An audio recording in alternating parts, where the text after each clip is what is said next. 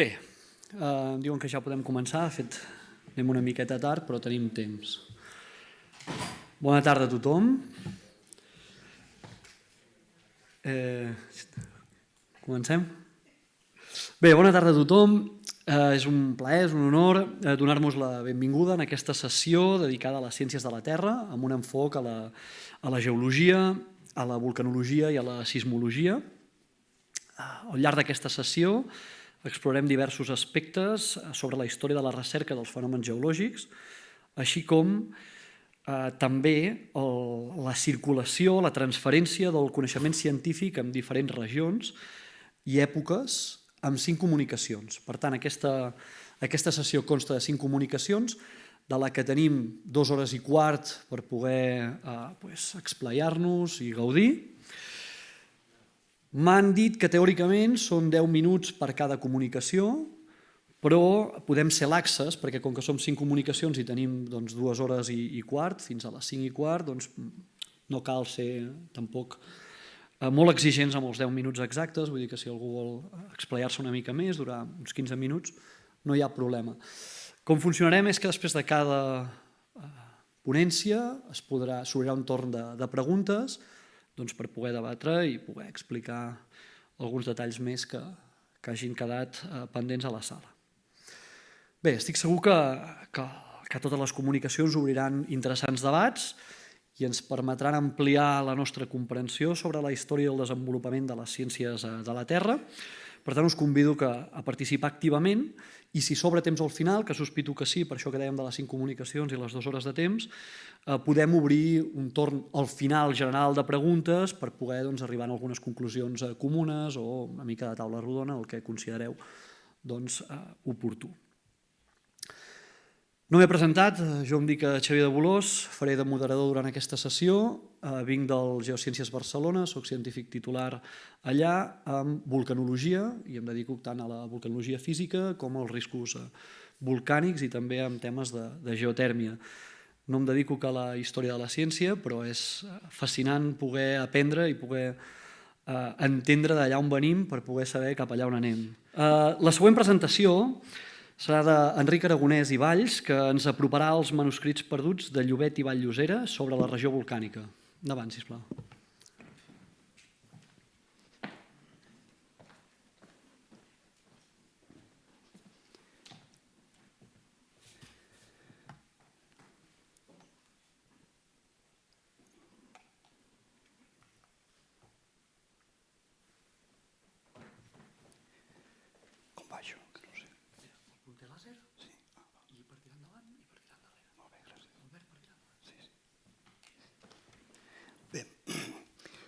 Aquesta comunicació és molt diferent de l'anterior i va també de patrimoni, però d'un patrimoni perdut i recuperat, el qual sempre és una joia. I, a més, tracta de la regió volcànica, precisament.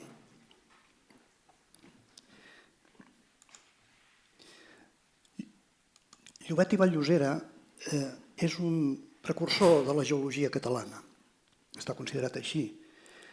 Jo diria que també és un precursor de la geologia aplicada a Catalunya i al País Valencià, perquè va treballar allà també. Aquest home va néixer l'últim any del segle XVIII i va morir 63 anys després.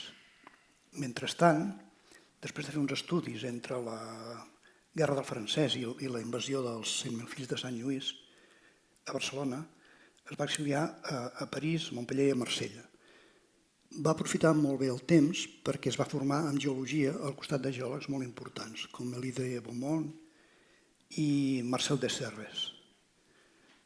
Va tornar a Barcelona quan es va morir el rei absolut i aleshores va ingressar a les Acadèmies de Ciències i Bones Lletres, on va fer una feina molt bona, molt ingent, es va preocupar de muntar els gabinets respectius i va llegir moltes memòries. Va publicar molt poc, és veritat, perquè en aquella època les acadèmies no tenien sèries de publicacions. Va morir a Alacant mentre treballava en un projecte de regadius. I la prova de que la seva importància és que les dues acadèmies li van dedicar una sèrie d'homenatges. Una de les coses que va fer França i que va aprendre és vulcanisme, precisament.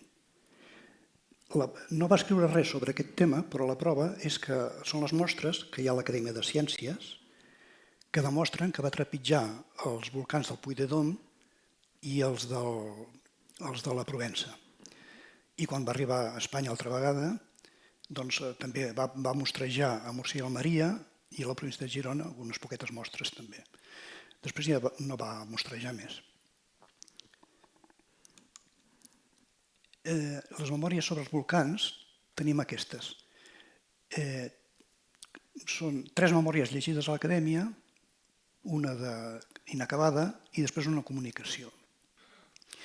La primera es va publicar i aquí tracta, aquestes són les dues que s'han salvat, que és la publicada, la primera, i la inacabada, que és l'Acadèmia, però no es va arribar a llegir perquè no es va acabar.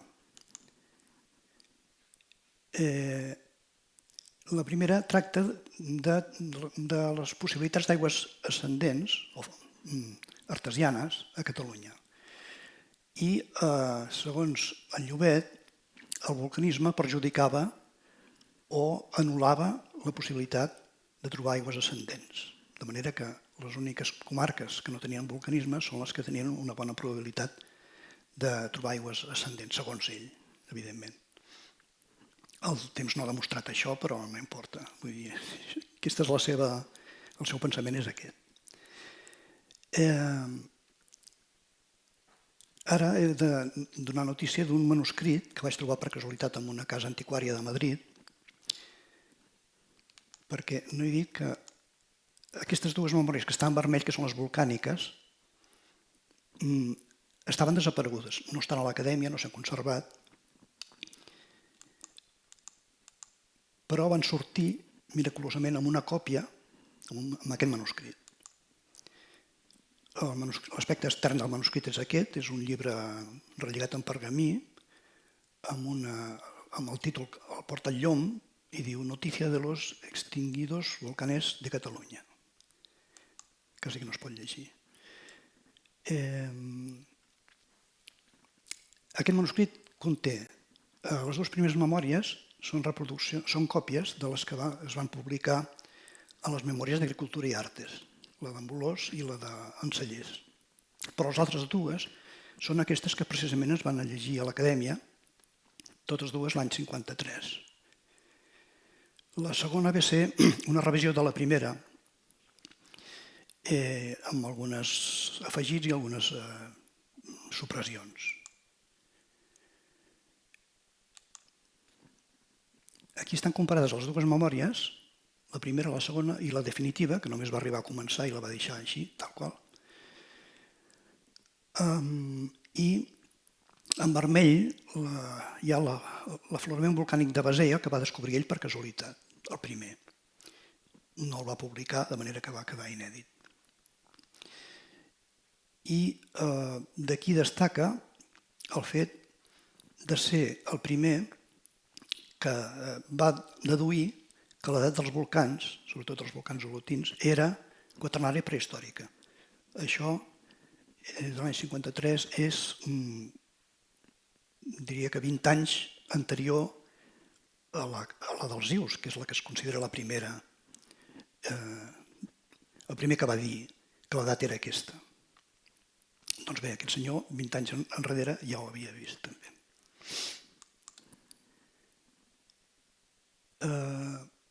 El que es pot treure, el suc que es pot treure d'aquestes dues memòries és que va estudiar en detall les àrees volcàniques de l'Empordà i la Selva, un total de 43 afloraments, que detalla un per un, que va trobar l'aflorament de Bassella, per casualitat, perquè va veure que el poble estava fet amb roca volcànica i va anar a buscar la pedrera. Doncs. Va adjuntar també un mapa geològic que s'ha perdut, segurament era vulcanològic, i probablement sobre la base de Coello, que ja s'havia publicat 2 anys abans. Descriu la formació correctament la formació dels prismes basàltics, que és la diferència de solidificació entre la capa que va quedar tapada per la capa superior que va tenir un altre tipus d'evolució.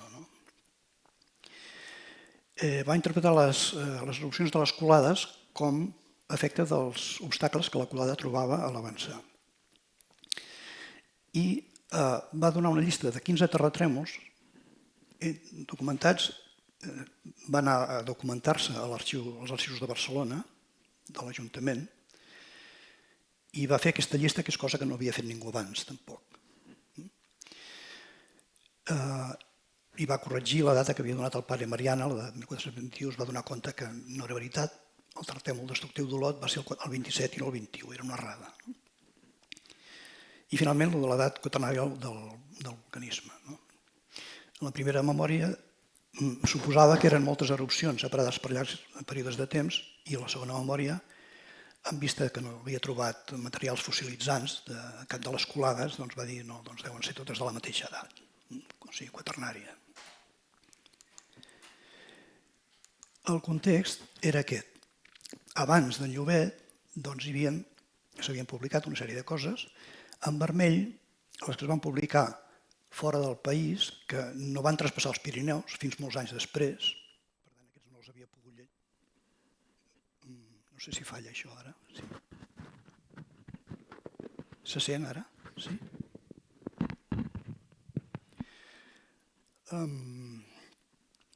I, per tant, com a antecedents, ell només havia pogut llegir el de Bolòs, pràcticament, de l'any 41. Després, el Safont, que era un acadèmic també i company de Llobet a l'acadèmia, va donar notícies d'aquests grups, que ell òbviament no havia vist. I amb això es va pensar el Maestre, que era un enginyer de mines, que més tard ja va incloure aquests dos grups de volcans o de materials volcànics. El d'esquerra era un mapa també que era un antecedent, que és aquest, que és un mapa d'escala molt petita i que els afloraments estan només indicats i de vegades amb poca precisió, perquè aquests d'aquí, per exemple, Hostalric, l'aflorament volcànic és aquí i el poble és allà, o sigui que és una cosa molt aproximada. En tot cas, és de l'any 50. I després de Llobet hi van haver totes aquestes publicacions. Del Pelosier, que ha dit el mateix de Bolòs, els Ius, etc. Tots aquests que cap d'ells cita en Llobet, senyal que les memòries no eren ni a l'acadèmia, perquè alguns d'aquests eren acadèmics, com ara Vidal o Teixidor, o no sé si Deuen també, bé, Cazurro també ho era. Els afloraments volcànics, ell dona la llista detallada i aquí estan resumits per grups, diguéssim. O sigui, aquí es veu que ell es va dedicar al Baix Empordà, sobretot, i a Massanet, aquestes dues. I en el cas del Baix Empordà, dona més afloraments que no pas Gelabert i Cazurro, cap dels dos. I aquí també a Massanet també dona més afloraments que aquests. És a dir, va arribar a un coneixement bastant complet d'aquestes dues regions. Les altres les va ignorar pràcticament o és que no s'havien descobert encara, com la de Caldes de Malavella no s'havia descobert. I l'Esparra, probablement tampoc. En quant a sismicitat, abans d'ell, el que se sabia de sismicitat a Catalunya o als Pirineus era aquest catàleg del 47, que està fet a base d'historiadors o notícies de premsa. Saint-Malo és el primer que documenta en un arxiu, en aquest cas el de Perpinyà, sobretot els terratrèmols del segle XIV. I Llobet, els de Barcelona, els del segle XV. Teixidor, que primer jo mateix havia deduït que s'havia inspirat en Llobet, realment no coneixia Llobet. I això es nota, doncs, el que sí que va fer és ampliar el que va fer Llobet, perquè va anar també als arxius de Barcelona i va documentar més terratrèmols que ell. En conclusió, evidentment és una obra inacabada, perquè la tercera memòria, que havia de ser la que volia publicar, doncs només la va començar i prou.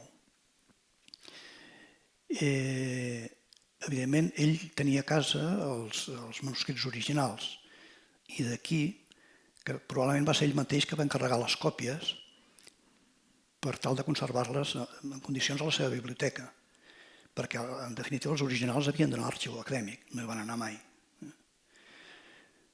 I de manera que en morir es devia vendre tot el que tenia per casa i ja està. Els hereus ho van vendre tot. I evidentment era una obra pionera. Per què? Doncs perquè va descobrir 3 volcans. Un, el de l'Estanyol, que aquest sí que està publicat en aquell quadern de l'any 47. El de Siurana, que està inèdit en la memòria primera. I també l'any 47, no l'any 47, sinó l'any 42 és el Safont, que és el seu company, que dona a conèixer el d'Hostalric, però que els resums de premsa de les 2 memòries doncs també ho corroboren.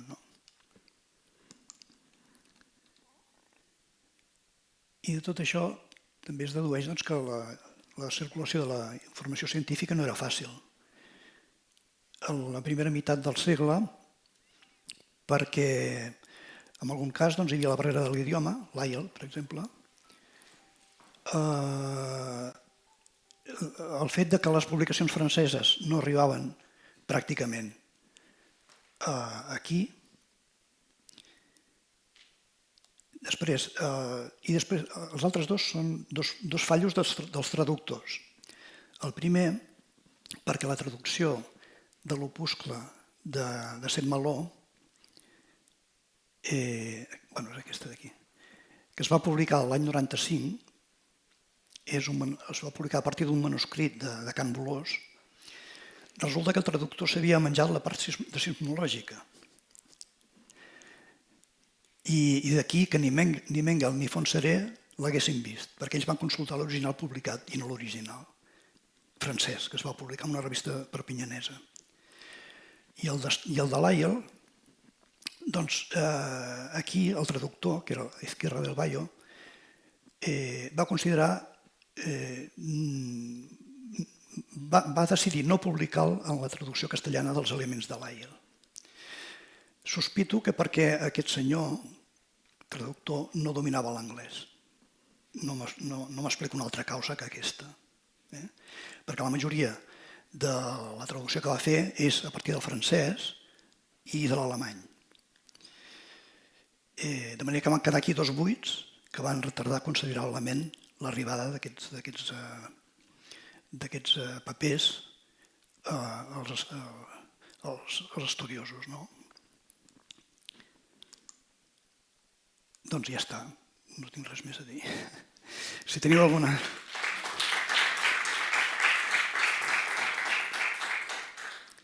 Si teniu alguna pregunta...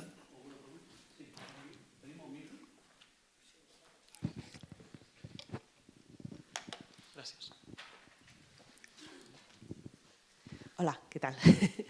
Com a part d'Observatori Fabra, com saps, també soc part de Real Acadèmia i m'ha suscitat un gran interès. Quan dius que no es van conservar les memòries d'aquests anys, quin tipus de búsqueda o consulta vas fer a Real Acadèmia? Al catàleg o vas anar a demanar-li als bibliotecaris? Sí, consultar l'arxiu. I consultar l'arxiu directament, esclar. Al catàleg online? O vas anar a la Real Acadèmia? Sí. I no te'l van trobar, no, aquestes memòries? És que no hi han sigut mai aquestes. Si haguessin sigut, Els que van venir després els haguessin consultat. Vale, però quin motiu et van donar que no hi havien sigut? No hi són, no saben, no Vale. contesten. Ho dic perquè precisament ara que estem removent els fons d'observatori, la majoria d'aquestes coses són del segle XX, però de tant en tant trobem alguna cosa de bastant abans, de coses que consultaven a les primeres èpoques d'observatori, d'abans que es fes el catàleg de la biblioteca.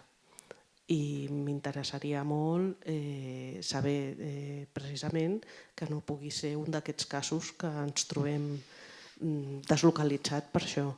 Llavors, m'interessaria molt que donessis algun detall més a aquest mapa que dius que es referencia a la memòria, però que no s'ha conservat. Quin tipus de referència No es fa fa? gaires dies que encara hi vaig tornar i vaig preguntar al bibliotecari: saps alguna cosa d'aquest mapa? Però hi ha informació a la memòria sobre aquell mapa molt descriptiva o només es referencia a això està al mapa sense gaire Només informació? diu memòria acompanyada d'un mapa. Això és el que diu l'acte del dia que va llegir la memòria. Diu acompanyada d'un mapa geològic. I em sembla que l'última... Sí, l'última, la que va començar i no va acabar, també diu memòria acompanyada d'un mapa geològic. Bueno, doncs gràcies per haver fet aquest treball, perquè és un exemple més de coses que en llocs com aquests, jo ara, si em trobo una altra sorpreseta d'aquestes de segle XIX Tant de bo. deslocalitzada, sé a qui avisar. Me l'apunto. Alguna cosa més? Sí, cap allà.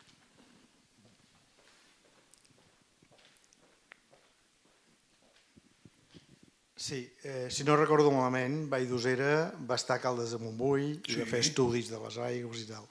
Estableix alguna relació entre les aigües calentes que surten de Caldes amb la vulcanologia o estan dos camps separats que no logra connectar-los? Sí, em sembla que hi ha... Les memòries aquestes estan a bones lletres, diria jo. I la veritat és que no les he llegides. Ell mateix era propietari d'un establiment termal i ho va ser tota la vida. El que passa és que no se'n va cuidar, tenia allà un delegat o qui fos, un administrador, no sé. Però no relaciona que jo hagi llegit. Les aigües termals no en parla. Almenys pel que he pogut llegir, no sé. Però, clar, tenint en compte que va publicar tan poc, vull dir, si alguna cosa és manuscrita i està... Per exemple, la composició de les aigües termals sí que va publicar. Per tant, a veure si per allà es pot trobar alguna connexió interessant. La composició química. Aquest vessant no l'he estudiat, jo no ho sé. Doncs intueixo, jo vaig parlar de Vall-d'Osera fa molts anys i inclús anava a fer la tesi sobre Vall-d'Osera però no la vaig fer. Ah, sí? Sí, no la vaig fer d'una altra manera perquè la vaig fer ràpid a partir d'articles que havia publicat, però continuo pensant que és un personatge clau molt poc estudiat. Sí. Fantàstic, i el que has dit que és diríem l'avi de la geologia d'alguna manera, no? Camós? I a més, Camós, sí. I a més amb aquesta voluntat de dir no vaig a Madrid perquè jo vull treballar a València, a Catalunya, té un perfil molt curiós i molt interessant. I si pots entrar en aquesta via crec que pot ser interessant. Bé, gràcies. Vall-d'Osera no ho sé si va establir aquesta connexió entre aigües termals i vulcanisme de la zona, però avui en dia sabem que aquesta relació no hi és. O sigui, no hi ha una relació directa que les aigües termals siguin provinents d'una font magmàtica. Això ho sabem, avui en dia. No sé Vall-d'Osera si va dir alguna cosa al respecte. Bé, jo tinc una pregunta també. No sé si algú més a la sala té alguna pregunta a fer. Bé, la meva pregunta és... M'ha semblat una xerrada molt interessant, també des d'aquesta perspectiva que en aquell moment es començaven a utilitzar aquests noms que fem servir avui en dia d'èpoques i edats geològiques com el quaternari. I m'ha cridat molt l'atenció que és pioner en apropiar-se del terme quaternari per anomenar el vulcanisme de la Garrotxa i possiblement és el primer en què parla que aquest vulcanisme és d'una data específica i és el primer, en general. Ell diu textualment que és el quaternari, aquest terme quaternari apareix el 1820 i pico. Però aquí estem al 53. Exacte, és a dir, ell ja s'apropia d'això. Sí. Uau, Impressionant, molt bé. Cosa que Lyell no va fer, perquè sempre va continuar dient que era pliocè, el volcanisme. Sí, sí. Jo sospito que una de les coses per les quals va deixar la memòria inacabada, la definitiva, va ser per dos factors.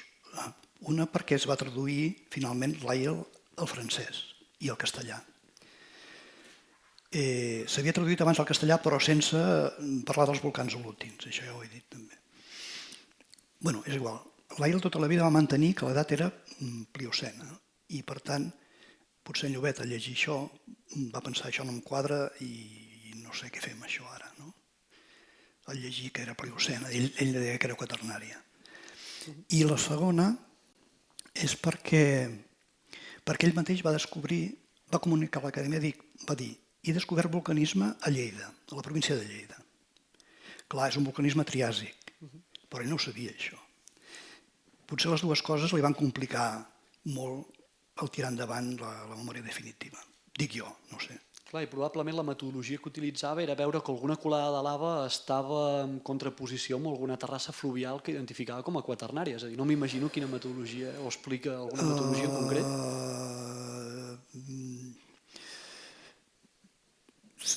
Ell se m'ha donat compte que les corrents, que les colades de lava estaven en les valls quaternàries. I després va fer una altra pirueta, que era en recordar-se'n de la llegenda de l'incendi dels Pirineus. I deia, allò devia ser veritat en temps prehistòrics i per tant havia de ser necessàriament en temps prehistòrics perquè la gent se'n recordés i ho transmetés oralment. No? Interessant. Bé, moltes gràcies. De res.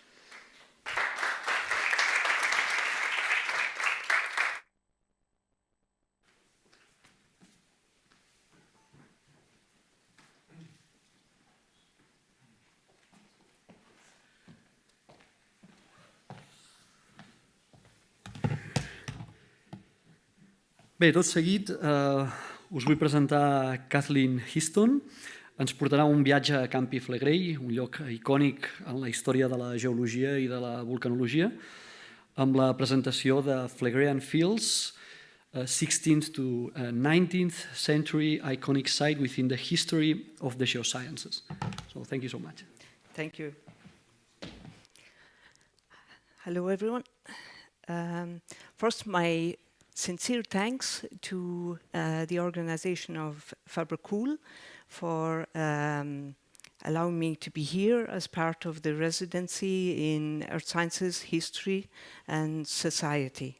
My presentation today is about the Phlegrean Fields, the Campi Flegrei, literally the burning fields, as an iconic site within the history of the geosciences.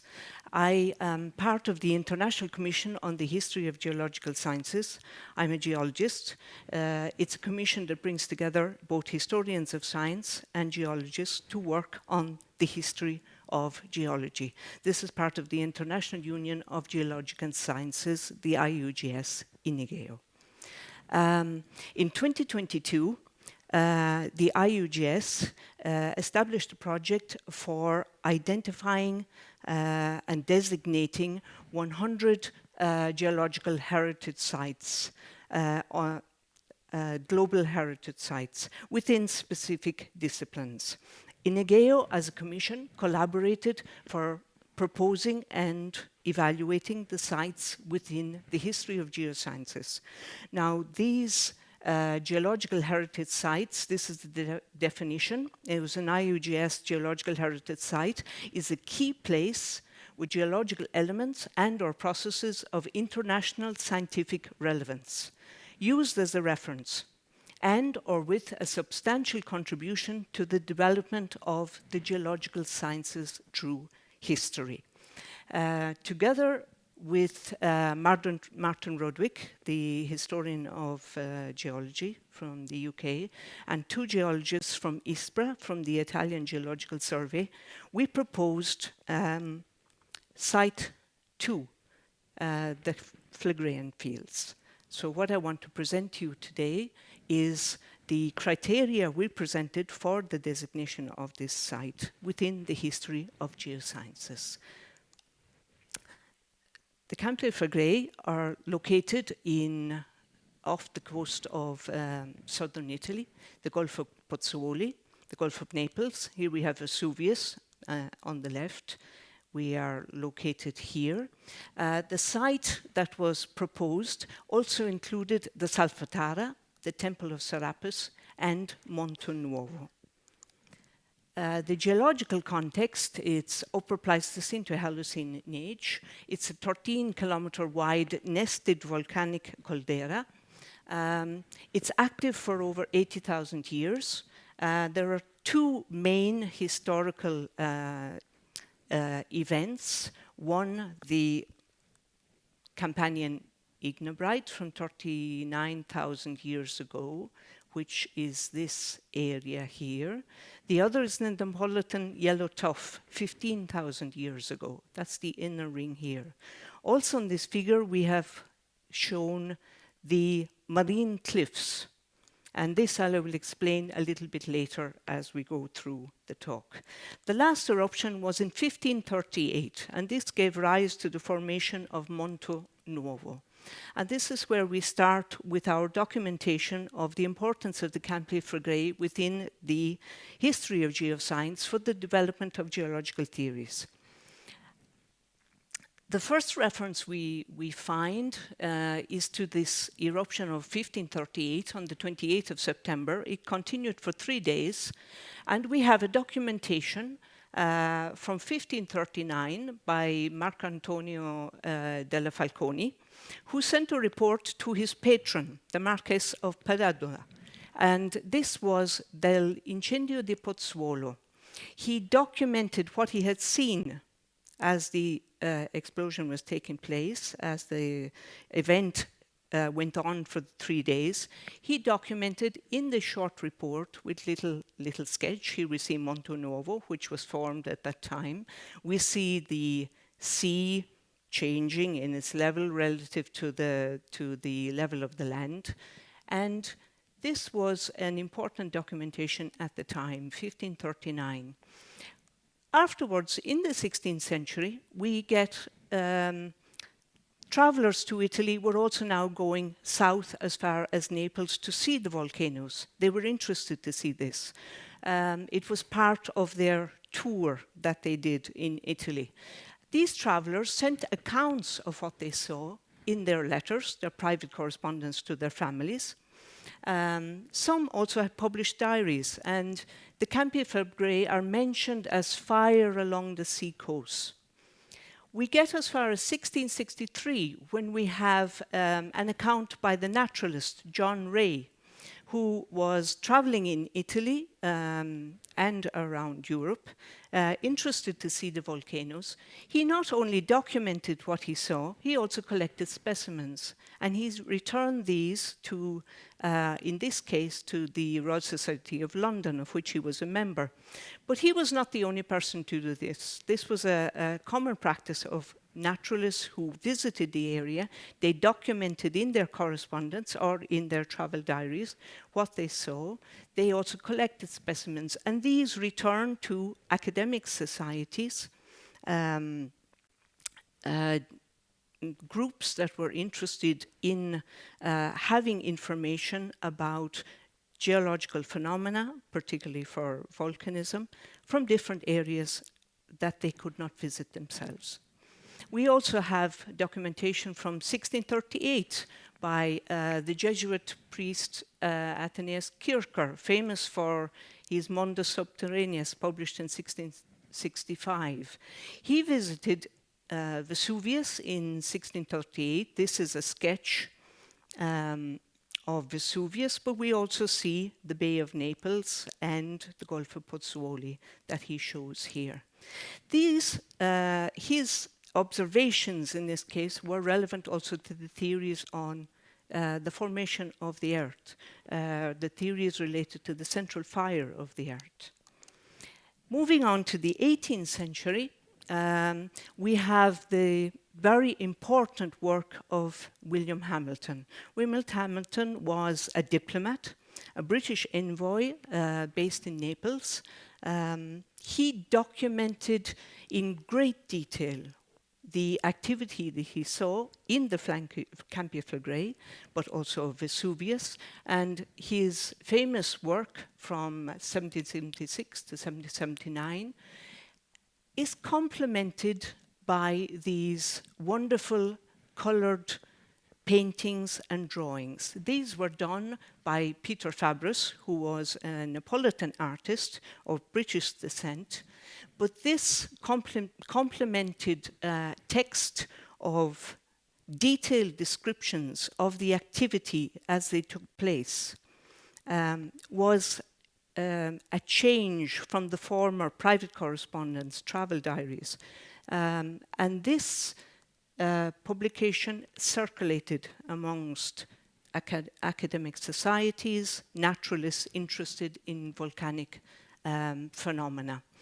This publication was relevant, of course, to the theories from Werner, Neptunism, where Werner proposed that the formation of the Earth was from a universal ocean, that the rocks were precipitated from this ocean as it retreated, and that by James Hutton, The Theory of the Earth, published in 1788, where he was proposing from the formation of the Earth with the source of fire. Volcanism, Plutonism. So we have the two theories, and William Hampel's work on the Campi Flegrei was pivotal to both of these. In the late 18th century, naturalists were more involved in going in the field. They wanted to see for themselves this phenomena. They wanted to go to the places, to see the rocks, to take their own observations, their own documentations for the theories that were circulating at the time and that were being proposed. Many of these travelers included some like Johann Jakob Ferber from Germany, Johann Wolfgang Goethe, who spent 2 years in the area of Naples, Italian naturalists like Lazzaro Spallanzani from Pavia, Scipione Breslak, the famous mineralist who had his Museum of Mineralogy in Rome. But he spent many years in Naples teaching at the military school. He was a mathematician and physicist. So in his time in Naples, he also documented what he saw. On the right, we have this beautiful map of the area of the Gulf of Pozzuoli by the Della Vega brothers. Francesco Della Vega was the director of the excavation works on Pompeii. They were Italian-born, but of Spanish descent. And his brother Pietro was also working on this project. This map is very detailed. We also see Monte Nuovo. We see the marine cliffs that we saw in the first map that I showed. It's extremely detailed with the different volcanic cones from 1778. The 19th century, we see that the Campi Flegrei is now an iconic part of the geological tour of Europe for naturalists, for geologists. They had a certain itineraries, and the Campi Flegrei for volcanism was an iconic site that had to be visited. Here we see the famous iconic image from the frontispiece by Charles Lyell in 1830 of the Principles of Geology, where we see Lyell contemplating the columns of the Temple of Seraspis. Lyell's observations, of course, of the marine borings on the columns were evidence of the changes, the relative changes between land and the sea in the Gulf of Pozzuoli. This was an important documentation because it also documented the effects of these actual causes within the span of human history, as these were Roman remains. These documentation of the change in the sea level in the Campier-Flegrei was very important at the time. So we have this visual icon of Lyell's conception of the Earth as a system in dynamic equilibrium. Towards the end of the 19th century, we have an Italian geologist, Arturo Isel, who was professor at the University of Genoa, who proposed the theory of Bradyism. This was, of course, the theory for the slow uplift and subsidence of land relative to sea. His research on this was based not only on the Campier-Flegrei, it was based on the coastline along the Mediterranean, but also the coastline of the Red Sea area. Isel had traveled quite extensively as a younger geologist in the 1860s and 1870s.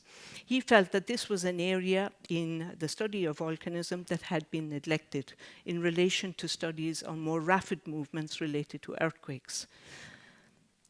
Nowadays, in recent decades, Pozzuoli has undergone several episodes of Bradyism, raising the coastline by almost 4.5 meters. And here we see this has been documented in this figure. So what were the main arguments for proposing the Campier-Flegrei as an iconic site for the history of geosciences for the IUGS initiative in establishing and designating geological sites for heritage, for their importance? It was a pivotal site in European debates in the history of the Earth since the 18th century for Neptunism, volcanism, Plutonism, for the craters of elevation, the theory by Leopold von Buch and Alexander Humboldt, uniformitarianism by Lyell. The 20th century, 21st century, the Campier-Flegrei is also an iconic site and of global and international importance for the study for active volcanism, but most of all for hazard assessment. It's a volcano that has been evaluated as a level of 8 on the volcanic eruptive or explosive index. And we have an historical event which can be compared to this, which was the emplacement of the Campanian immigrant, which in 39,000 years before was thought to be one of the causes of the disappearance of the Neanderthals. Whoops. Thank you.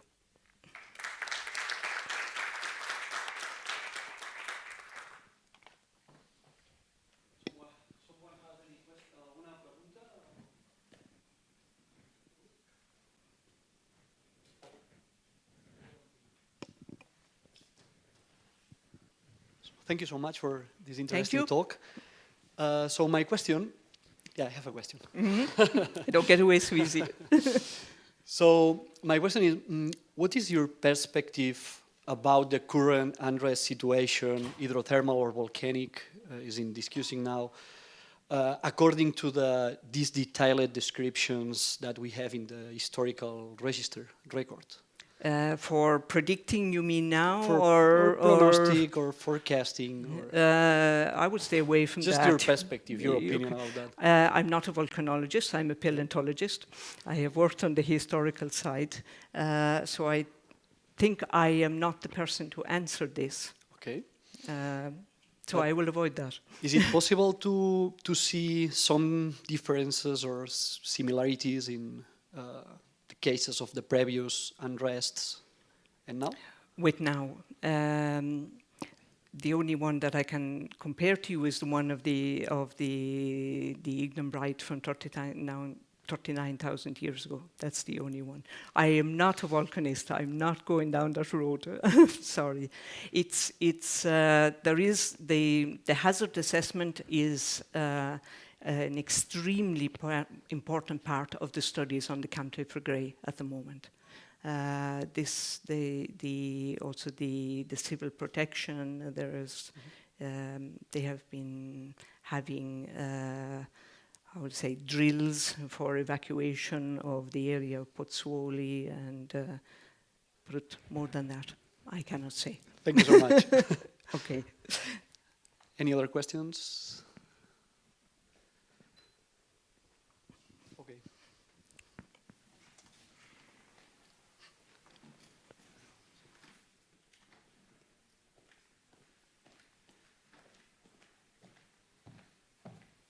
We will have a huge problem in the future with Campi Flegrei, for sure.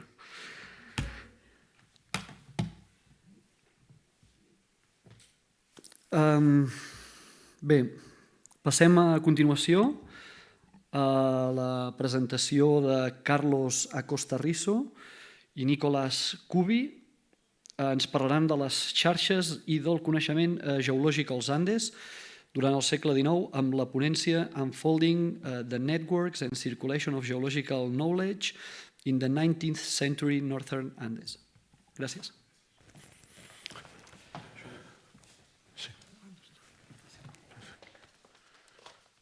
Bona tarda a tothom. Faré la presentació en castellà una mica per fer presents als meus companys amb els que he fet el treball, aquesta recerca, el doctor Nicolás Cubi, de la Facultad de Ciencias Sociales en Ecuador, y el doctor Delfín Viera, de la Universidad de los Andes en Venezuela. Este trabajo, sus resultados han sido plasmados en un artículo que está pronto a ser publicado en Earth Science History. El abordaje sobre el tema geológico de los Andes del norte, o sea, los Andes correspondientes a Ecuador, Colombia y Venezuela, es considerablemente menor en comparación con el de la botánica o la zoología, por ejemplo, o en relación con México, Perú o Chile, donde existió minería a mucha mayor escala.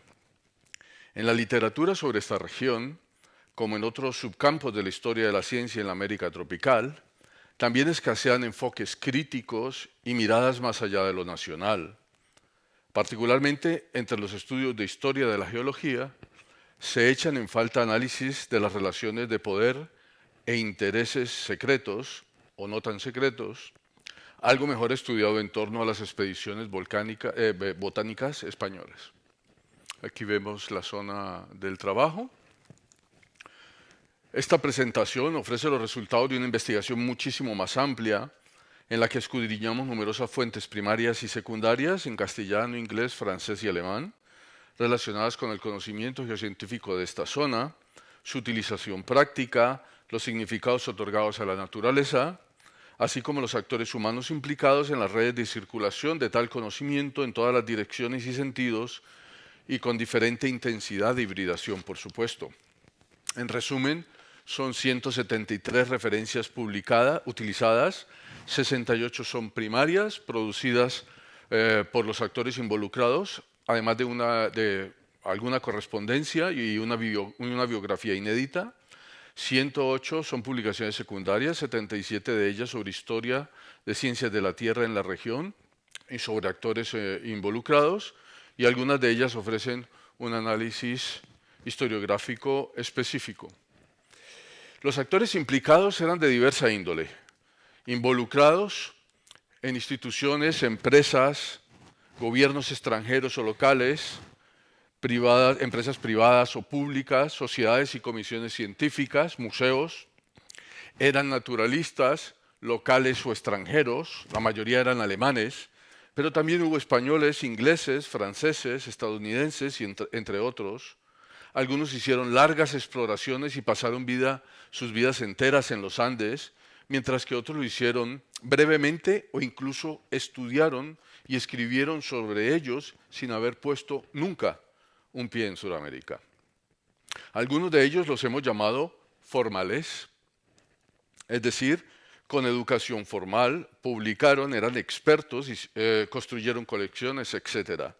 Y otros, los no formales, lo contrario, sin educación formal ni publicaciones académicas, en general personal de apoyo, vaqueanos, en el término latinoamericano, en el que se le otorga a los conocedores de rutas y senderos inhóspitos, trabajadores de la administración pública y de la empresa privada, etc.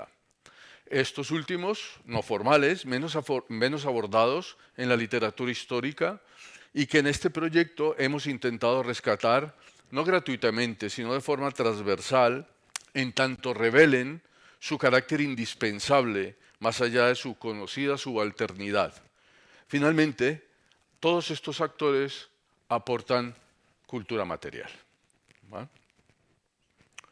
Esta cultura material es rastreable en campamentos de envergadura como los que veis en estas pinturas del ecuatoriano Rafael Troya de 1867, en las que podemos ver varios hombres, tiendas de campaña, detalladamente podríamos ver algunos instrumentos e incluso los animales que posibilitaron la observación in situ y la movilización de muestras tomadas allí por todo el mundo. En el siglo XVI estamos viendo un esquema que no vamos a explicar. Es un esquema geológico de la formación de los Andes, diferentes estadios de la formación de los Andes, una cordillera joven.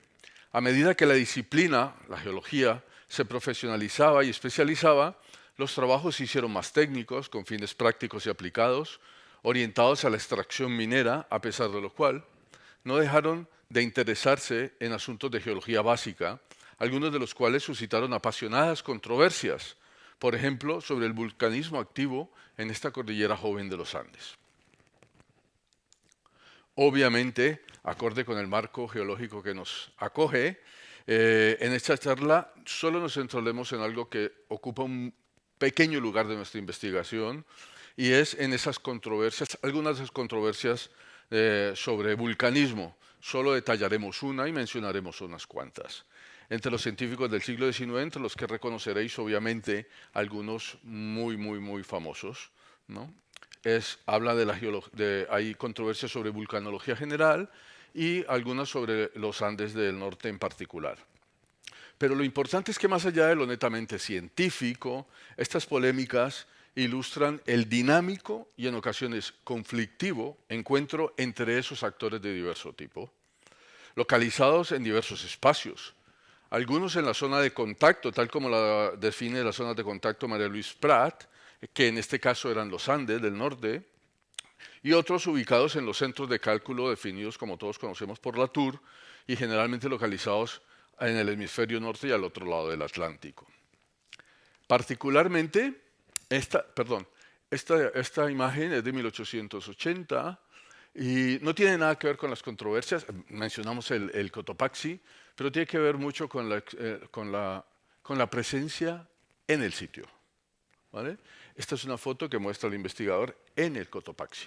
Simplemente lo descubriréis a medida que vamos avanzando.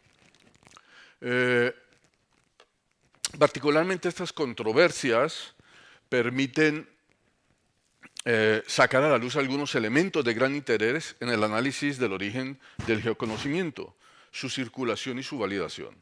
Aspectos que influían en la meticulosidad del trabajo geológico en el campo del siglo XIX y en la aparición de diversas divergencias generadas por la incongruencia de las interpretaciones de gabinete con lo visto y lo recolectado en el terreno. Elementos tales como los que vemos en la diapositiva, el cuestionamiento sobre el origen de los datos y por ende la validez de las conclusiones, la dificultad de ejecución de los proyectos que se proponían por la falta de infraestructuras, es decir, caminos, poblaciones, recursos, y por las condiciones inhóspitas tanto de las zonas bajas solo puntualmente colonizadas, y qué decir de las zonas selváticas y las zonas montañosas. El tiempo de que disponían los exploradores para realizar tales trabajos y las relaciones, por decir algo, despreciativas, entre los no formales locales, la mayoría extranjeros, entre los formales, la mayoría extranjeros, y los no formales, de lo cual daremos simplemente una pincelada al final. La controversia que describiremos con más en detalle tiene que ver con el volcán Azango o corriente de Licho en el Nevado Antizana en Ecuador. Conocéis el registro de volcanes del Smithsonian, que es fabuloso. los que no sois muy vulcanólogos, ya los que sois vulcanólogos lo sabéis, los que no, es extraordinario. Sobre el volcán Asango, repito, en el Nevado Antisana, particularmente sobre la calidad de las observaciones e interpretaciones realizadas por Alexander von Humboldt y el francés Jean-Baptiste Boussinger, criticadas por el naturalista español Marco Jiménez de la Espada. Humboldt se maravilló de los volcanes de todo tipo que vio en Sudamérica. En Ecuador, particularmente, acuñó el nombre de Avenida de los Volcanes a todo un valle interandino que alberga más de 70 volcanes y montañas, 27 de ellas actualmente activas. Describió a los ecuatorianos como seres raros y únicos. Duermen tranquilos en medio de crujientes volcanes, viven pobres en medio de incomparables riquezas y se alegran con música triste. ¿No? Me parece excelente este apunte etnográfico de Humboldt, que también discutió ampliamente el asunto volcánico, la parte científica del volcán Asango en el Antisana, en una publicación, en su publicación Cosmos de 1845, concluyendo que la manera en que se presenta al exterior los materiales eruptivos de la corriente de Asango trae su origen de dos pequeños cráteres llenos de agua. Cierro la cita de Humboldt. Por su parte, Jean-Baptiste Boussinger viajó a Venezuela y Colombia y Ecuador en 1822 por cuenta de una compañía minera, pero allí se involucró en las guerras independentistas formando parte del ejército de Bolívar. Y quizá por ello fue contratado por la República de la Gran Colombia, que entre 1821 y 1831 agrupó a Venezuela, Ecuador, Panamá y Colombia, como parte de la llamada Misión Francesa, a la que se le quería encargar fallidamente la enseñanza de las ciencias naturales, la creación de una escuela de minas y un museo de historia natural en Bogotá, pero con la que realizó comisiones científicas orientadas a esencialmente complementar los estudios de Humboldt y Aimé Bonpland que habían realizado en pocas décadas anteriores. Producto de este viaje es su conocido trabajo Viajes científicos a los Andes ecuatoriales o colección de memorias sobre física, química e historia natural de la Nueva Granada, Ecuador y Venezuela de 1849, 4 años después de la publicación de Cosmos de Humboldt, en donde también escribió sobre los materiales eruptivos del volcán Asango. Por otro lado, el tercer protagonista de la controversia es Marco Jiménez de la Espada, zoólogo de la Comisión Científica del Pacífico, en cuyo informe sobre el volcán de 1871 cuestionó tanto a Humboldt como a Boussinger. Según Jiménez de la Espada, la autoridad de Humboldt permaneció incontrovertida hasta que Boussinger estudió lo que denominó corriente de Asango, cuestionó las afirmaciones de Humboldt, y propuso que se trataba de erupciones de basalto, de trozos sueltos, es decir, de bombas volcánicas que habían llegado al exterior a través, abro comillas, grietas abiertas en la traquita, cierro comillas. Las ideas de Humboldt, Jiménez de la Espada señaló la inseguridad de las observaciones personales de Humboldt, pues las de Boussinger bastaron para hacerle cambiar de opinión. Añadió que las ideas del prusiano, comillas, sufrieron un notable cambio ante las afirmaciones absolutas de Boussinger, cierro comillas, introduciendo rectificaciones, aclarando que su clasificación estaba planteada con reserva y conjeturalmente, y que el volcán de Asango era una erupción de escombros procedentes de 2 cráteres laterales. La cuestión es que Jiménez de la Espada afirmó que Boussinger no vio el volcán de Asango por muchas razones que discuta o teorice. Sostuvo que la ciencia sobre el asunto no había pronunciado su juicio definitivo porque las pruebas presentadas podían ser imperfectas y por la falta de declaraciones imparciales de los testigos. En su publicación, Jiménez de la Espada también cuestionó los datos publicados en 1870 por el norteamericano James Orton, porque parecen haber sido recogidos más en los atlas de Johnson y Vergó que en los propios Andes. Por el contrario, Jiménez de la Espada recalcó rotundamente que su opinión era fruto de observaciones directas, antes de conocer la publicación de Humboldt en Cosmos y los escritos de Bosingol. Afirmación que acompañó de una profusa descripción de su trabajo de campo, a la cual podemos acceder, centrado, entre otras cosas, en localizar y estudiar el punto de partida de la corriente de Asango, utilizando la ayuda de un vaqueano. En sus propias palabras, de su exploración obtuvo, abro comillas, idea suficiente de la manera que debía aparecer y formarse hasta dividirse en dos brazos, uno de los cuales llevó casi todo el flujo de la erupción. A pesar de ello, coincidió con Bosingol en que no había habido erupciones de verdadera lava moderna en los volcanes de Ecuador ni Asango. Finalmente, Jiménez de la Espada afirmó que el empeño de Humboldt en confirmar la teoría de la formación de los volcanes andinos con el fenómeno de la corriente de Asango de Bosingol fue sin duda la causa de algunas suposiciones gratuitas y el origen, estoy citando a Jiménez de la Espada, y el origen de una hipótesis peregrina que, como tantas nacidas en países lejanos, que vienen de la distancia y duran lo que tarda un observador desapasionado en ir a verificarlas sobre el terreno. Otras controversias que no mencionaremos hablarán sobre una teoría singular del vulcanismo de Alphonse Steuvel, que iba en contra de lo de la época, pasaremos por ellas. Lo importante es que otros investigadores, por ejemplo Wilhelm Reis, que lo acompañó en las exploraciones que realizaron en Sudamérica, y Theodor Wolff, el autor del mapa geológico, del primer mapa geológico del Ecuador, y de él es la cita, no pocas veces intentó disuadir a Steuvel de formular afirmaciones audaces, conclusiones atrevidas, aunque en algunos casos no lo hizo. De manera que lo que podemos ver es una serie de controversias. Las publicaciones, por ejemplo, de Steuvel solo se realizaron en 1905. Aquí para notar que la mayoría de estos investigadores no publicaron en castellano, publicaron en el idioma natal y que simplemente posteriormente se publicaron en castellano. Este personaje es importante porque acompañó a Steuvel, por ejemplo, y fue el fotógrafo oficial de... Esta es una campaña de Steuvel.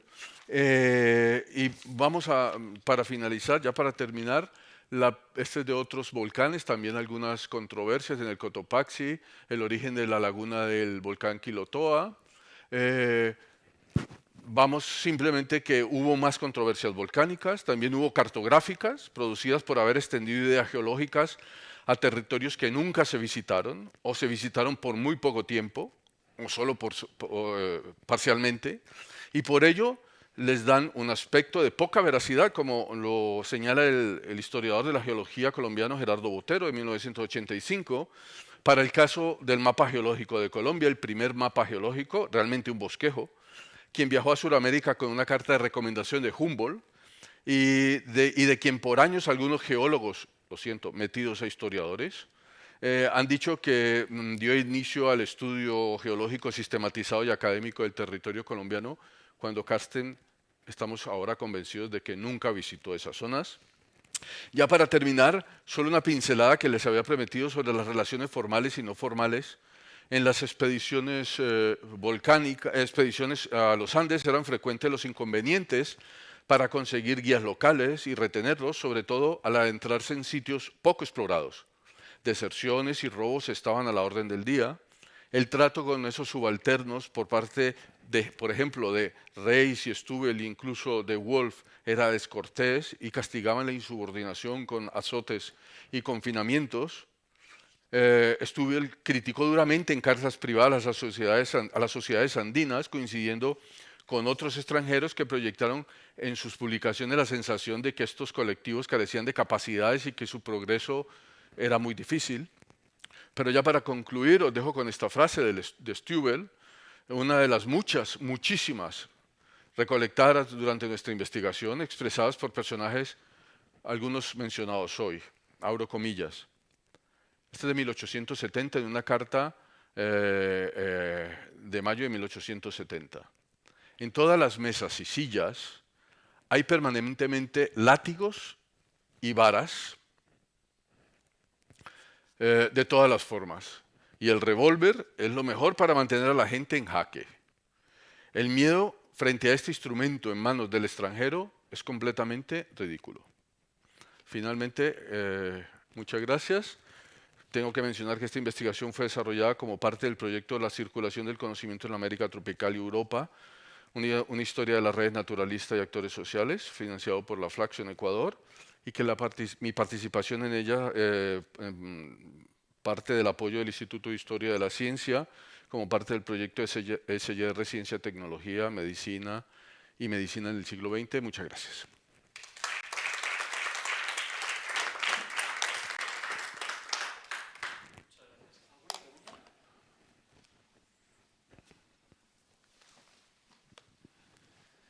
Gracias, Carlos. A ver, la controversia esta volcánica, todo lo que has contado con Marcos Jiménez de la Espada, vale, es controversia volcánica, pero es una controversia entre economías morales de la ciencia, de alguna manera. No sé si lo habéis pensado también desde ese punto de vista, ¿no? O sea, que realmente aquí están, o sea, el meollo al final es casi una excusa. El motivo de estudio es casi una excusa para confrontar en realidad lo que se defiende como la manera apropiada y el comportamiento adecuado de un naturalista de campo estudiando esto.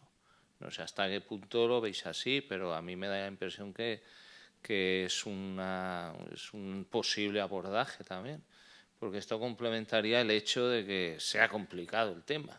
Esos objetivos, o sea, es decir, es difícil ahí meterse, observar todo esto, pero hay también una cuestión de cómo se hace bien o no se hace tan bien, también moralmente, la ciencia geológica, vulcanológica en este caso. No, has dado en el punto. El hecho de que lo llamemos controversia volcánica es un ejemplo para ponerlo en el contexto en el que estamos, pero las controversias eran de mucho tipo, cartográficas, la gran mayoría y las más importantes, de hecho, ¿no? Porque estamos en el contexto en que nacen las nuevas repúblicas, y son repúblicas, primero, necesitadas de conocer sus territorios, necesitadas de conocer sus recursos, herederas de un conocimiento incompleto en el cual Humboldt y Mutis del lado botánico y zoológico eran las referencias, y con necesidad de actores que completasen este conocimiento. Obviamente, el quid de la cuestión es mucho más profundo que una controversia volcánica que simplemente nos da pie para hablar de lo realmente importante que eran las relaciones personales y cómo se afrontaba la recolección de datos, esencialmente la interpretación posterior, donde fuese, en el centro de cálculo, o fuese en Latinoamérica o fuese allá. No tenemos que dejar de tampoco perder la perspectiva de que, como conocemos bien Jesús, esto se prolonga, se interna incluso en el siglo XX, aunque con otros agentes, incluso ya con la participación de los norteamericanos más avanzado del siglo, pero la idea general de una naturaleza atractivísima, riquísima, con unas posibilidades enormes, se choca con la realidad de una dificultad enorme, no más para conocerla y ya no qué decir para poderla explotar. Y esto se prolonga casi hasta mediados del siglo XX, ¿no? o incluso muy pasado el siglo XX. Ahora que todo el conocimiento y la planificación de las repúblicas en ese tanto, o al menos en ese aspecto de los recursos naturales, se fundamentara en muchos casos en conocimientos de este tipo, o adquiridos de esta forma, o de dudosa veracidad, pues deja pie a hacer un análisis completamente profundo de la cuestión, que es en lo que estamos, ¿no? y tratando de generar estas conexiones. Estos casos que vemos son una parte muy pequeñita de la investigación, pero tienes toda la razón.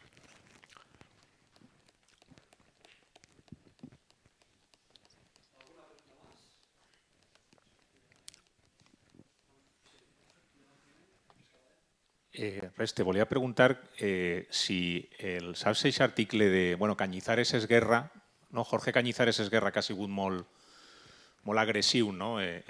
Cap a Humboldt, no? I té un article que se diu, en anglès se diu que se joda Humboldt, no? O jodamos a Humboldt, no? Tal qual. Això tindria un equivalent, que és una reivindicació històrica. Posa l'exemple de, per exemple, el com Humboldt ignorar al Sabio Caldas, no? Tal qual, no?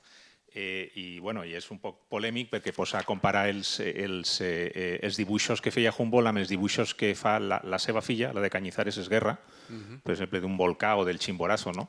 I no són tan diferents, no? I contraposa, per exemple, els dibuixos cartogràfics o tal de Caldas amb molt de detall. I jo me pregunto si historiogràficament passa una cosa pareguda de vosaltres com a historiadors llatinoamericans, però que conegueu també Europa, teniu experiència. Un treball com aquest que contribuïu, si penseu que heu un poc de remenar o sacsejar, o encara la historiografia és molt eurocèntrica o prepondera una visió molt marcada per historiadors europeus i aleshores hi ha un treball que teniu a fer, a canviar, no sé. És molt interessant la pregunta. Tu coneixes molt bé també l'àmbit latinoamericà, has treballat allí, però jo crec que no és nostra missió reivindicar res en el sentit latinoamericà o europeu, no? Com a historiadors hem de rastrejar el que passa, el que succeeix. El que sí està clar és que he reconegut que Humboldt va pretendre establir una línia base en molts aspectes. Per exemple, també fue criticat per Colbert per la formació dels volcans d'arena o lodo per liquefacció d'un volcà, el que sigui. Però jo crec que aquest debat reivindicatiu de la ciència latinoamericana o la historiografia latinoamericana no sé si és el nostre objectiu. Jo crec que és més encara, i lamentablement no és el tema de l'exposició, més seria reivindicar els desconeguts. Aquests que no són els que van publicar, els que van portar, aquest Baqueano que va portar Stubel a Jiménez de l'Espada a trobar l'origen del volcà, del flux volcànic. Jo crec que la nostra, malgrat que pot ser una vessant que pugui agafar l'estudi, estem més implicats en els actors i els no coneguts que en desmentir els coneguts.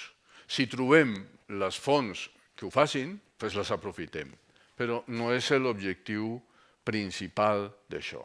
I tampoc és l'objectiu reivindicar per reivindicar, sinó, com havia llegit, si realment aquests personatges revelen el seu caràcter indispensable. No tothom és indispensable, per més local que sigui. Fins i tot hi ha cartes i documents que, per el contrari, també, i val la pena dir-ho, també assenyalen persones locals que dificultaven el treball. O sigui que hi ha de tot, però molt més de l'altra part. No sé si he respost la teva pregunta. Bé, tenim poc temps, ara sí, ens estem acostant al final amb l'última xerrada. Jo només fer un parell de comentaris muy rápidos acerca de tu presentación magnífica. Estoy aprendiendo muchísimo desde una perspectiva que no es la mía y estoy disfrutando mucho.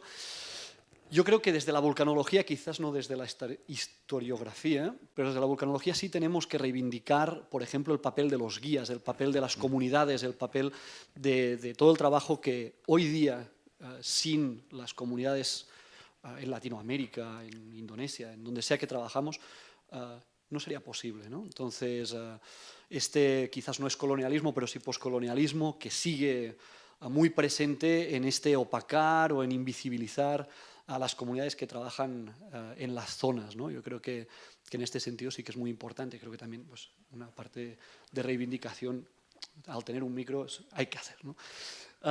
Más allá de eso, también me doy cuenta de que las bofetadas en la vulcanología veo que no son solo de ahora, sino que nos anteceden desde los primeros y pioneros en todo ello, ¿no? Pasamos a la última... Solo una sí, por anotación. favor, claro. De hecho, también nos preocupamos en recopilar, y puede ser la falsear la hipótesis, recopilar todos los documentos en donde ellos, estos formales, hacen mención de las personas. Listados de gente que llegaron a la cumbre, personas que llevaron... Intentamos que eso pase también, mostrarlo. Y lo otro, hablando de lo último que has dicho, preparando la conferencia, le he sacado por los 10 minutos, un artículo de Stanford del 2023 habla del problema de la fricción en el colapso de las chimeneas, que menciona Stubel, ¿no? A Stubel, el que en esa época le cargaron por pensar que había una dinámica interna en las chimeneas que regeneraba erupciones por el aumento de la presión al colapsar parte de la chimenea. O sea que son incluso controversias volcánicas que están vigentes desde el punto de vista científico. Muchas gracias. Muchas gracias.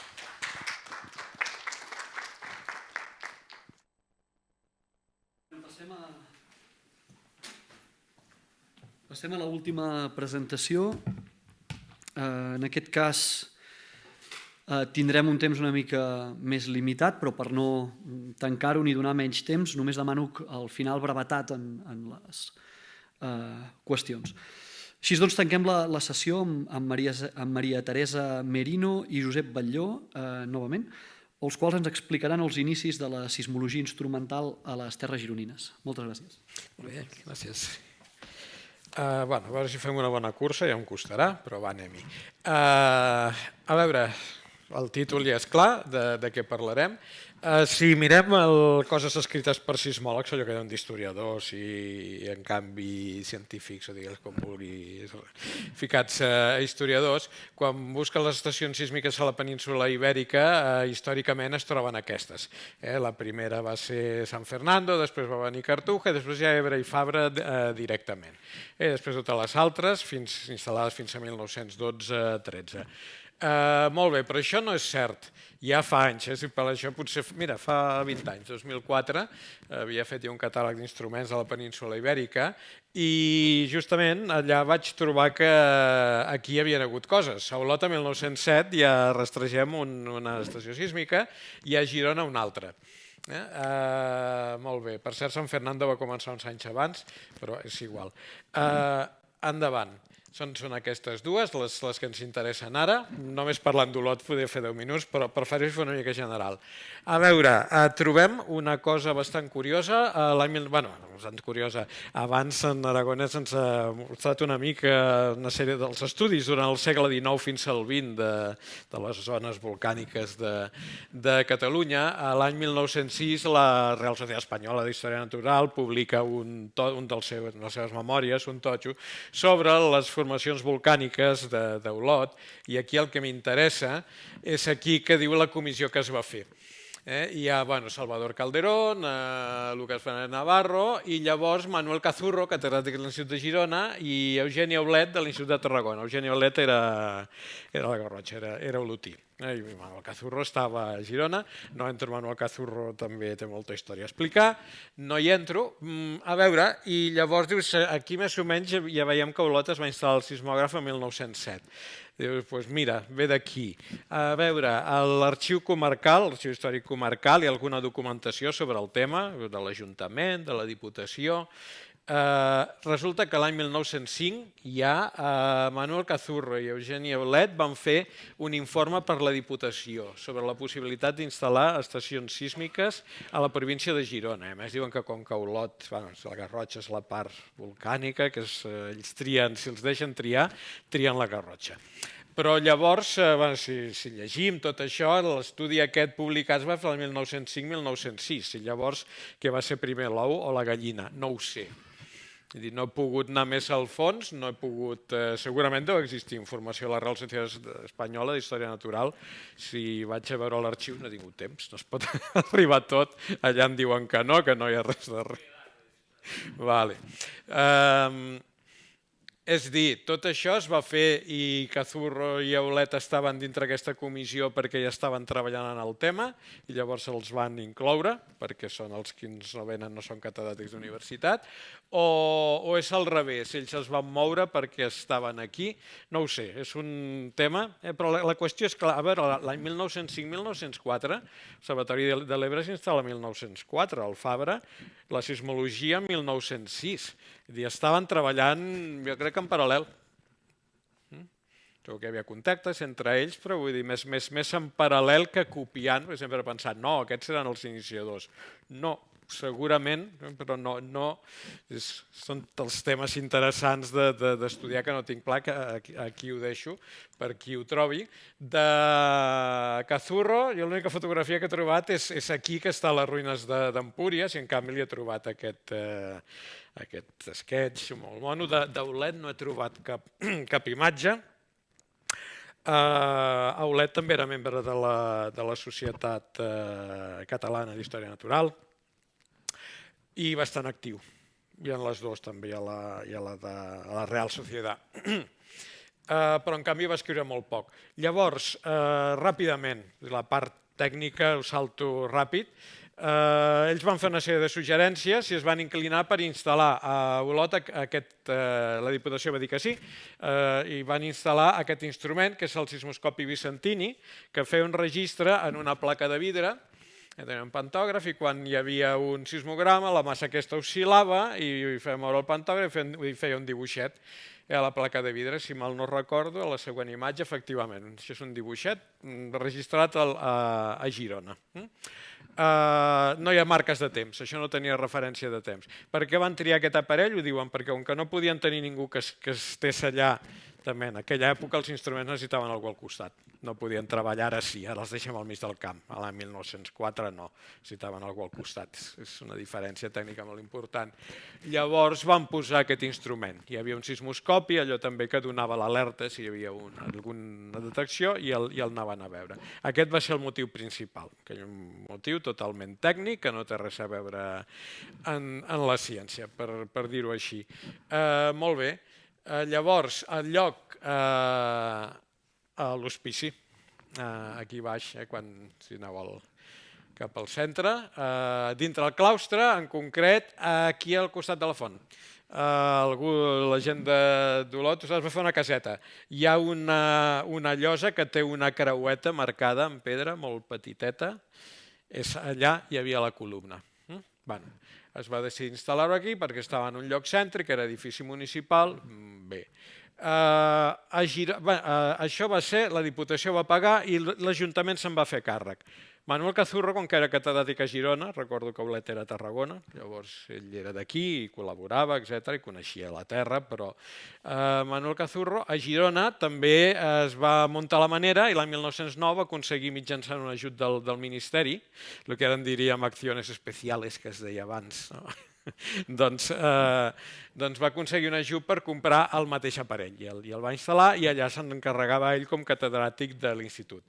Això és l'antic institut de Girona, en una fotografia dels anys 50 que és l'Institut Nacional. Això és tal com és ara, que és el Museu d'Història de la ciutat, i l'aparell estava aquí dalt, aquesta finestra, que ara és la sala de lectura de l'Arxiu Municipal, era el Laboratori de Ciències Naturals. Estava aquí contra la paret, suposo que la paret interior, no l'exterior, no en tinc informació. I va haver-hi un segon aparell que després comento que estava entrant a mà dreta. Això va ser posterior. Tenia una institució de referència, això sí, quan es van posar a treballar tots comunicaven si hi havia alguna cosa a l'Observatori Fabra. Endavant, ara.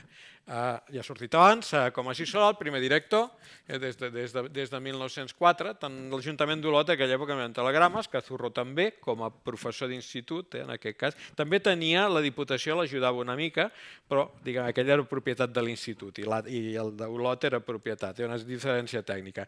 I després Fontserè, quan va prendre la substitució, els dos van treballar Fontserè. El segon instrument, el Cazurro, l'any 1913, compra un pèndol Mainka, igual que els 15 hi ha a l'Observatori Fabra, fotografia que hi hem vist. Una altra cosa, la documentació que tenim, després una carta de 1913 on explica a Fontserè, no és Cazurro, és Estalella, per cert, però bueno, explica a Fontserè com està instal·lant també el mateix. No estem parlant de que era un observatori molt secundari i és això, i demanaven ajuda per tot. No, sembla que des de Girona es passa informació a Barcelona de com a l'Observatori Fabra, de què s'estava fent aquí, com s'estava instal·lant. Llavors sembla que Cazurro va actuar per compte propi, potser també ja, com a Sola ja havia estat investigant de comprar pèndols d'aquest tipus a l'any 13, però el sortir de l'Observatori Fabra ja no ho va fer ell. Però vull dir, la transferència, digue-li, de tecnologia, per dir-ho així, encara que sigui una cosa a nivell molt local, no va del gran centre al petit, sinó que va del petit al gran, en aquest cas. L'altra foto, tot aquests... Era igual que aquest aparell, passo molt ràpid. Aquí està. Problema. A Girona, Cazurro compra l'aparell, se'l comença a instal·lar, però se'l trasllada, o ell demana trasllat a l'Institut de Barcelona, que és on ja es va jubilar. I llavors queda en mans d'Estalella, una altra persona coneguda dintre de l'àmbit català, Josep Estalella.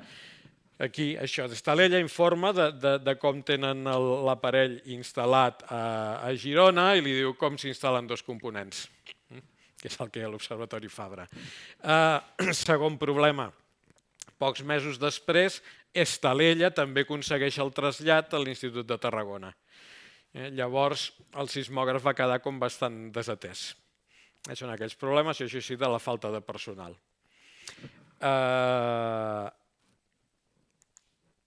De tota manera, això, obrint caixes a l'Observatori Fabra, de sobte, sismogrames, els sismogrames els anem ajuntant la sèrie de l'Observatori Fabra i no quadra. Una sèrie de detalls que no quadren i al final, després estarem mirant documentació que apareix, aquesta carta apareix a l'Observatori Fabra també. Resulta que tenim registres de l'instrument d'aquest Mainka de Girona, que són sismogrames, diguem, aquestes tires de paper en la ratlleta clàssica. N'hem trobat de l'ordre, primer van aparèixer 3 o 4 i ara fa poc, un any i mig, més un any i mig que uns 200. Molt bé, són dades reals, on hi ha alguns telesismes. Després han aparegut, això és un contacte fotogràfic, allò que es feia a l'època per fer una còpia, que crec que és de l'any 18, d'aquest tinc els meus dubtes. I les contribucions, doncs això és el llibre d'anotacions de l'Observatori Fabra, allà justament totes les dades. Abans hem preguntat l'hora, aquí hi ha l'hora i aquí hi ha l'hora, a veure si ho dic bé, aquí hi ha la correcció de temps i aquí hi ha l'hora corregida. Llegit cada dia. L'Observatori Fabra era molt acurat a l'època de Fontserè. Però sobretot per aquí hi ha el registre de Girona. L'estació de Girona, el seu registre anotat, a part del que es llegia Fabra, totes les estacions que rebien del món ho anotaven. Una altra pàgina és dir, l'observatori, sobretot el que vull significar, que les dades aquestes ja es van utilitzar a l'època. Estava fent una contribució real, aquí està escrit Epicentro Provisional con Girona, utilitzant Argel, Marsella, les estacions que van utilitzar, un terratrèmol a la Mediterrània. Llavors aquestes dades es van realment utilitzar. Després, com va quedar? L'any 13, en substitució de Cazurro, que era de Ciències Naturals, entra Joaquim Novella. Joaquim Novella treballa i s'encarrega del sismògraf, però l'any 20 aconsegueix trasllat a Sevilla, ell era sevillano. I llavors se'n va a la seva terra i aquí el Josep Maria d'Espona, també una altra persona dintre de la història de la ciència de la ciutat de Girona important, doncs li diu a Fontserè que sí, que se'n cuidaran, comentari. Al final no se'n van cuidar pràcticament. Va dir, el sismògraf va funcionar el primer, el sismoscopi Vicentini a Girona, entre 1909 i 1913, i tenim constància de que jo us he ensenyat uns registres, l'únic que conservem. I de 1913 a 1920, 21, el segon sismògraf. A Olot va funcionar des de 1907, l'últim registre que tenim és 1912. A 1912 van haver-hi gestions de l'Ajuntament en l'Institut Geográfico Nacional i va venir, és a dir, des de Madrid van desplaçar un enginyer geògraf, Fernando Uriol, que va fer un informe sobre com actualitzar l'estació. I de fet era l'època que l'IGN estava desplegant estacions, Màlaga, Sevilla, Toledo feia uns anys que ho havia fet, perdó, Sevilla, Màlaga, Almeria, Alicante. Molt bé. La següent estació d'aquesta s'havia de ser Olot, però fins i tot hi ha uns planos, això està aquí a l'arxiu, hi ha uns planos de com havia de ser l'edifici. L'Ajuntament construïa l'edifici i l'IGN es feia càrrec de que funcionés, posar el personal. No va funcionar, hi ha poca informació, però sembla ser perquè l'Ajuntament d'Olot es va retrasar més, es va retrasar bastant, això podia ser un canvi d'alcalde, no ho he comprovat, allò canvia i no hi ha el nou alcalde no té interès en el tema i l'IGN també li va costar trobar justament això de contractar gent nova. La cosa va quedar parada. És a dir, podia haver anat molt endavant, però es va quedar allà. I a partir de les informacions que han aparegut a l'Observatori Fabra, això ja és una cosa més tècnica de nosaltres poder aprofitar les dades. Ara sabem, per exemple, a Girona, cada dia es feia una banda d'aquestes que heu vist en paper fumat, es fixaven i s'enviaven a l'Observatori Fabra. L'anàlisi es feia a l'Observatori Fabra. Cada setmana s'enviava també un rotllo en els 7 o 8 sismogrames de la setmana. No ens queda clar si tornaven a Girona. Això que ara que ens han aparegut aquests a l'Observatori Fabra, doncs podia ser que s'haguessin quedat. Fins i tot sabem que en costava al cap de l'any, s'havien de gastar 30 litres d'alcohol, 6 litres de petroli per fumar el paper, la goma laca per fixar-lo, 400 fulls de paper, es pagaven 140 pessetes a un conserge perquè se n'encarregués una mica. 140 pessetes, què és això? I també, i ara ja, els estudiants nous i alguns ja no ho recorden, s'ha d'explicar. Bé, també, igual que ha ensenyat la Maite, hem fet un catàleg, cada línia correspon a un sismograma en tots els detalls, simplement que ho sabeu, i les conclusions, que no acabo, em queda un minut més. Bé, va ser la Diputació qui es va moure, a Girona també contribuïa. El que passa és això, la gestió a Olot era l'Ajuntament i de seguida això va durar 5 anys, a Girona va durar més perquè era l'Institut. Això també hi fa la diferència, hem localitzat materials, ens ha permès reconstruir una mica com es funcionava.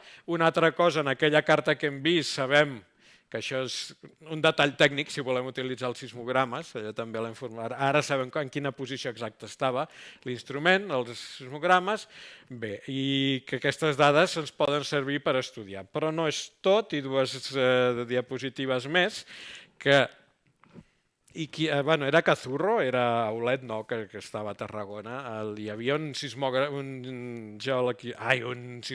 gironí important, doncs sí, però resulta que no estava aquí. Aquí tenim l'equip de bàsquet de l'Observatori de Manila, el coach al mig, es veu que és l'amo, aquest, en Napoleón. Alguer, Josep Alguer, de Manresa, que era el cap del Servei Meteorològic de Filipines i després el Philippine Meteorological Bureau. I al costat, justament, tenim Saderra Massó, nascut a Sant Cristòfol d'Olot, i Saderra Mata, nascut a Olot mateix. Tots els jesuïtes, i darrere els americans, perquè clar, són els que juguen bé a bàsquet, no? Està per allà 1902-1903, aquesta foto, era el moment que estaven entrant jesuïtes americans després del canvi a Filipines. Aquest és totalment anacrònic el que dic, però en aquella època era el sismòleg català i espanyol i tot més important, perquè tenia contacte directe amb el US Geological Survey, és aquesta persona.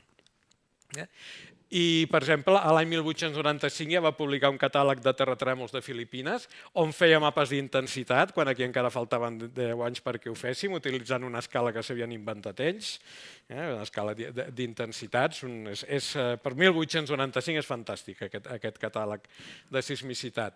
I després, quan va passar a ser govern americà, seguia publicant igual i, per cert, feia coses també havia estudiat, sismògraf, havia estudiat volcans. L'any 1913 publicava el Bulletin of the Seismological Society i n'era membre. Clar, aquí tot això era... No sabia, en poques paraules, si el seu coneixement va tenir efecte aquí, no ho sé. L'any 1920 va venir allò típic de Filipines, va estar per aquí, i li escriu a Fontserè dient que ha fet un passeig per Girona i per Olot, devia venir a veure la família, evidentment, i li explica l'estat dels aparells en tot el detall, que justament el d'Olot encara està en posició però ja no funciona, i el de Girona sí que funciona en penes, però funciona. Una persona a estudiar. I fins i tot potser al final li podeu dedicar un carrer i tot, perquè realment va ser, diguem, a nivell de la sismologia a Filipines, ja va començar a intuir justament les zones de subducció. I em sembla que ja està. Ara sí que he acabat. Gràcies.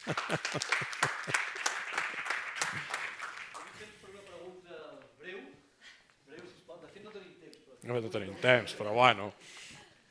Porteu les magdalenes aquí. Molt breu, molt breu. Has dit el paper fonamental de la Diputació per a finançar aquestes coses, però clar, jo tinc un dubte.